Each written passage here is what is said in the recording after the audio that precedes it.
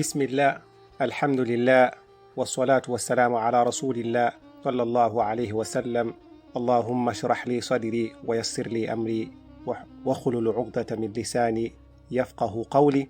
Omugaso omulala lwaki tusoma siira kwe kuba nti ebyafaayo by'omubaka bikuwa essuubi n'omanya nti kuno ku nsi tulina ensonga lwaki kwetuli.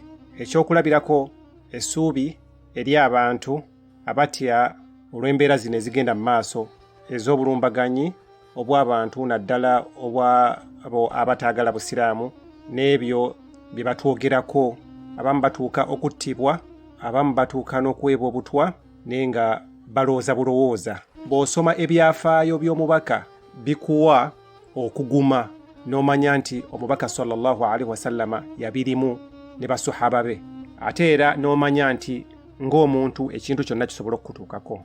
Era tusaasire nnyo bannaffe Allah baagezesa essaawa yakakati. Qur'ani etutegeeza nti Allah tabaraka wa ta'ala ategeeza omubaka alaihi salatu wassalaam ebyafaayo byabo ababaka abaamusookawo lwaki lwakumunyweza mu kifo kyalimu ng'omubaka amanye ng'omubaka nti ababaka abalala byabatuukako. Allah tabaraka wa ta'ala atutegeeza nti wa kullan naqussu alayka min anba'i rusul ma nuthabbitu bihi fuadaka, tugenda okusomera ebyafaayo byabo abaakusookawo okunyweza ku nsonga gy'oliko nga tukugamba bwe baba nga baabiyitamu naawe osobola okubiyitamu bulungi. Era kikubemu nti omubaka sallallahu alaihi wasallama buli we yawuliranga ebyafaayo by'ababaka abaamusookawo yagumanga. Kati ggwe nange ekyo ekitutuukako nga tusomye ebyafaayo by'omubaka kitugumya, kitegeeza nti ebyafaayo by'omubaka bikugumya n'omanya nti ebyo byonna bijja kuggwa, ate ne bikuwa essuubi nti oba ogumiikiriza Allah tabaraka wa ta'ala ajja kuwa ekisinga obulungi. Linuthabbita bihi fuadak, omugaso omulala abasinga gwe tutalowoozaako kwe kuba nti ebyafaayo by'omubaka kyamagero. Tekitujjira nti obuwangazi bwe bwonna byali byamagero, okuva nga tannazaalibwa, ng'azaaliddwa, ng'akula, ng'avubuka, ng'afuuse omusajja, awo wonna byamagero, ne mu kufa kwe konna byamagero. Naye tubiyiga ddi? Nga tusomye essiira era nga tusomye ebyafaayo by'omubaka, okusinziira gye yava nga bwe mwalabayo, n'okuba nti musajja teyasoma wadde okuba nti nno amanyi okuwandiika, mwekyo mwali mukirabyewa, n'abeera nga buli kimu kitereevu, enjogera ye n'eba nga yeesenga, endya ye n'ebeera nga yeesinga, enneebaka ye n'ebeera nga yeesinga, endaba gy'alabamu ebintu n'eba nga yeesinga. Oyo omuntu aba yakula atya nga si mubaka? Obugumiikiriza bwe, obuwanguzi bwe, okuba nti ye musajja asinga okwogerwako mu basajja bonna okuva ensi eno lwe yatandikawo paka lwerikoma. Ye musajja gw'olaba nga ali exemplary, nga kyakulabirako. Era bw'otunuulira abantu be yavaamu tebaasoma, tebaayina nkulaakulana eryawo nti yaliwo, tiyaliiwo.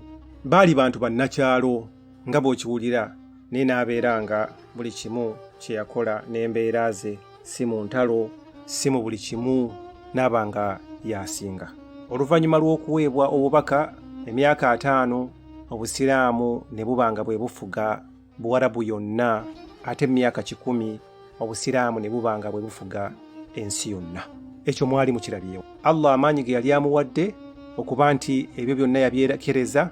Basahaba ekintu kyonna kye yali bagambye baali kikoze, ne bwe kyali badde kisukka ensalo, n'ebyo byonna yabyerekereza sallallahu alaihi wasallama. Tewali mufuzi afuga ku nsi kuno obufuzi ne butamukozesa, tekiriiyo ekyo. Bwe buba tebumukozesezza mu bino ebintu eby'omunda, bumukozesa mu byebweru. Bwe buba nga tebumukozesezza mu byabweru, bumukozesa mu by'omunda. Ibn Hazm n'atutegeeza nti senga omubaka teyaweebwa kitabo kya Qur'ani, n'abeera nga teyaweebwa kyamagero kyonna, n'abeera nga ekyamagero bwali bulamu bwe, ekyo kyali tumalidde okuba nti nno tutegeera nti yali mubaka wa Allah tabaraka wa ta'ala. Ate era kikulaga nti tewali yali amanyi ti abantu kati ng'abo basobola okuvaamu omusajja n'abeera nga abakulembera mu bintu eby'enjawulo, nga mu kuwangula ezo empires ezaali ez'amaanyi ez'Abahirakilasi, eza Roman Empire, Persian Empire, ne Allah n'akikola n'abawa obuwanguzi lwakuba nti baali basiraamu ate lwakuba nti omubaka yabalimu ate nga mubaka wa Katonda. Ekyomugaso ekirala kye tujja mu siira mu byafaayo by'omubaka kwe kuzza obujja eddiini ya Allah tabaraka wa taala. Tuyina ebibinja bingi ebigezaako okuzza obusiraamu obujja, naye gye bubikolamu nga buva ku musajja ate yabuleeta. Omusajja eyajja n'obusiraamu tulabe bwe yatandika n'obusiraamu. Bwe tuba tuyina omuntu yenna ayagala okuzza obusiraamu, lwaki tagendera ddala ku musajja n'akoppera ddala omusajja eyaleeta obusiraamu, ngeri ki gye yabuleetamu n'abeera nga obusiraamu abujja ddada bw'atyo oba abuzza obujja bw'atyo, n'alema kuteekamu bibye. Waliwo ebibinja bingi nnyo bisijja kumenya mannya, naye ng'ebibinja ebyo mubitegeera bulungi byonna, ffenna tubitegeera. Naye nga ebibinja ebyo bye bizze biclaiminga nti bizza obusiraamu obujja, ne omuntu bw'abanga ayagala kuzza kintu bujja, lwaki takizza ku muntu eyakireeta?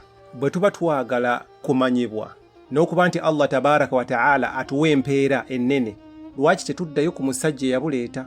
Kubanga omubaka sallallahu alaihi wasallama yatandikira ku zero, yatandikira ku fulaati. Omuntu atandikidde ku zero gwe tulina okuwa ekitiibwa ne tukozesa enkola eyo gye yakozesa okuba nti naffe tusika. Olwaleero tuli mu maziga, emitima gyaffe giri mu maziga, emitima gyaffe giri mu maziga, gyava ne mu kaaba amaziga gikaaba musaayi, yennaku gye tulimu n'obuzibu bwe tulimu. Era buli omu yeebuuza, tukoze tutya? Obusiraamu bwaffe bugenda, bano babatta, bano babasiba, bano baabula, bano tebamanyi, bali mu buwaŋŋanguse.